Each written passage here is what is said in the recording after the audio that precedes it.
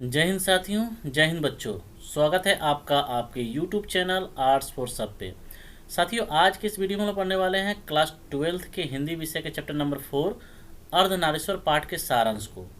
अर्धनारीश्वर पाठ के सारांश को पढ़ने से पहले मैं आपको बता दूं कि यह पाठ न केवल आपको अच्छे नंबर दिलाता है, बल्कि यह पाठ मनुष्य जाति के जीवन के एक महत्वपूर्ण पहलू पर भी प्रकाश डालता है। यह निबंध समाज में व्याप्त स्त्री और पुरुष के बीच के भेदभाव को खत्म करने का एक सार्थक प्रयास है।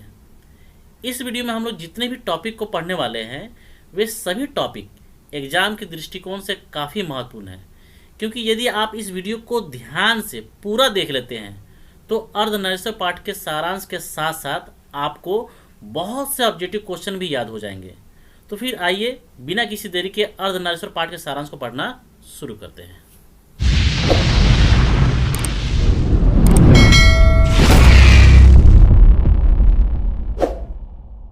अर्धनारीश्वर पाठ के सारांश को पढ़ने से पहले अर्धनारीश्वर पाठ के लेखक का परिचय देख लेते हैं, क्योंकि इन सभी पॉइंट्स से बहुत से ऑब्जेक्टिव क्वेश्चन एग्जाम में पूछे जा चुके हैं। जैसे अर्धनारीश्वर किनकी रचना है, तो इसका सही जवाब है रामधारी सिंह दिनकर।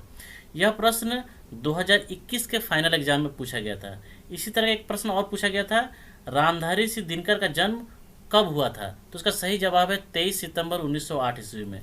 तो यहाँ देखा जाए तो यहाँ पर जितने भी पॉइंट्स दिए गए हैं, सारे पॉइंट्स से ऑब्जेक्टिव क्वेश्चन एग्जाम में पूछे जा चुके हैं। तो आपसे रिक्वेस्ट है कि आप इसका एक स्क्रीनशॉट लेकर रख लीजिए, और जो भी पॉइंट्स मैं आपको बीच बीच में बताता रहूँगा आप उसको नोट डाउन कर लीजिएगा, ताकि आपको इस वीडियो के अंत तक इस वीडियो से संबंधित जितने भी ऑब्जेक्टिव क्वेश्चन हैं वो सब के सब आपको याद हो जाए।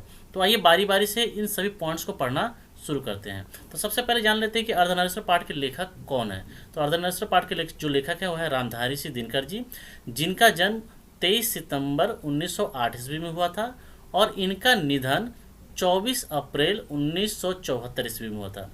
अगर इनके जन्म स्थान की बात करें तो इनका जो जन्म हुआ था वो सिमरिया गांव में हुआ था, और जो सिमरिया गांव है ये बेगूसराय जिला में पड़ता है, और ये बेगूसराय जिला बिहार स्टेट के अंदर यानी बिहार राज्य के अंतर्गत आता है। अगर बात करें इनके माता पिता की, तो इनके माता का नाम मनरूप देवी था और इनके पिता का नाम रवि सिंह था। तो यहाँ से भी ऑब्जेक्टिव क्वेश्चन पूछे गए हैं, तो इनको भी आपको ध्यान में रखना है। अगर इनकी आरंभिक शिक्षा की बात करें तो इनका जो आरंभिक शिक्षा हुआ था वो घर पे हुआ था, और 1928 में मोकामा घाट हाई स्कूल से वे मैट्रिक की एग्ज़ाम दिए थे। 1932 में पटना कॉलेज से बीए ऑनर्स किए थे इतिहास से। तो इस पॉइंट्स को आपको ध्यान में रखना है कि रामधारी सिंह दिनकर जी कब बीए ऑनर्स पास किए थे। तो यहाँ पर आपको डेट दिया रहेगा, वहाँ पर आपको 1932 में टिक लगाना रहेगा। अगर उनकी कृतियाँ की बात करें, यानी उनकी कौन कौन सी रचनाएं हैं, तो उनकी बहुत सारी रचनाएं हैं, लेकिन उनसे कुछ मुख्य रचनाएं कुछ इस प्रकार है जिससे एग्ज़ाम में ऑब्जेक्टिव क्वेश्चन पूछे गए हैं। तो उन्हीं पॉइंट्स को मैंने यहाँ पर नोट डाउन किया है, जैसे कि रेणुका है, हुंकार है, रसवंती है, कुरुक्षेत्र है, रश्मि रथी है, उर्वशी है। तो आपको इन सभी पॉइंट्स को भी ध्यान में रखना है, क्योंकि यहाँ से भी ऑब्जेक्टिव क्वेश्चन पूछे जा सकते हैं। जैसे कि उर्वशी किसकी रचना है, तो आपको ध्यान में रखना होगा कि उर्वशी जो रचना है वो रामधारी सिंह दिनकर जी की रचना है। तो इन सभी पॉइंट्स से इसी तरह से ऑब्जेक्टिव क्वेश्चन पूछे जा सकते हैं, तो आपको इनको सभी को ध्यान में रखना है। अगर उनके पुरस्कार और सम्मान की बात करें तो उनको संस्कृति के 4 अध्याय के लिए साहित्य अकादमी पुरस्कार मिला था, और उर्वशी रचना के लिए उनको भारतीय ज्ञानपीठ पुरस्कार मिला था। तो इन दोनों पॉइंट्स को भी आपको ध्यान में रखना है, क्योंकि इन दोनों पॉइंट से ऑब्जेक्टिव क्वेश्चन एग्जाम में पूछे जा सकते हैं। ये काफ़ी इंपॉर्टेंट है, तो आपको इसको ध्यान में रखना है। तो यहाँ तक मैं उम्मीद करता हूँ कि आपको सारे पॉइंट्स समझ में आ गए होंगे, और सारे पॉइंट्स से अगर एग्जाम में ऑब्जेक्टिव क्वेश्चन पूछे जाएंगे तो आप आसानी से उसका जवाब लिख लीजिएगा, ऐसा मैं उम्मीद करता हूँ। अब चलिए अर्धनारीश्वर पाठ के सारांश को पढ़ लेते हैं। अर्धनारीश्वर पाठ का सारांश काफ़ी सिंपल है, जो आपको एक ही बार में याद हो सकता है, बशर्ते आपको अर्धनारीश्वर पाठ में निहित मूल भाव समझ में आ जाए। तो आइए अर्धनारीश्वर पाठ के सारांश को पढ़ते हैं और इसके अंदर निहित मूल भाव को जानने का प्रयास करते हैं। राष्ट्रकवि दिनकर जी अर्धनारीश्वर निबंध के माध्यम से यह बताना चाहते हैं कि नर और नारी पूर्ण रूप से समान हैं, उनमें एक के गुण दूसरे के दोष नहीं हो सकते। यानी यह कहने का मतलब ये है कि रामधारी सिंह दिनकर जी का ये मानना है कि नर और नारी पूर्ण रूप से एक समान है। नर के जो गुण हैं वो नारी के लिए दोष नहीं हो सकते, ठीक उसी प्रकार नारी के जो गुण हैं वो नर के लिए दोष नहीं हो सकते। अब नर के क्या गुण हैं? नर के गुण होते हैं साहस, शूरता, वीरता, ये नर के गुण होते हैं। और स्त्री को क्या गुण होते हैं? दया, माया, सहिष्णुता।